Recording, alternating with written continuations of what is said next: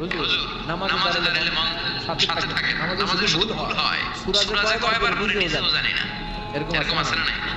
এদিকে ওদিকে চলে যায়। এখন মনটারে কিভাবে আপনি এক জায়গায় আনবেন, কনসেন্ট্রেট করবেন কিভাবে? বিশ্বনবী একবার মসজিদে ঢুকে দেখলেন এক সাহাবী নামাজ পড়তেছে, আল্লাহু আকবার, নামাজের মধ্যে এরকম করতেছে।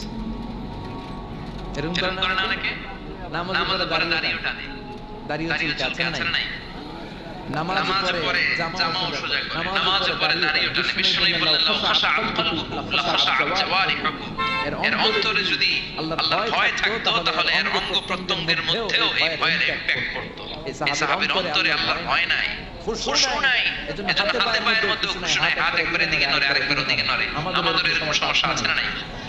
বিশ্বনবী বললেন তোমাদের যদি খুশু খুদু নামাজের মধ্যে বাড়াতে মনে চায়, নামাজের মুসল্লায় দাঁড়িয়ে হৃদয়টারে যদি আল্লাহর আরশে পাঠিয়ে দিতে মনে চায়, তাহলে নামাজের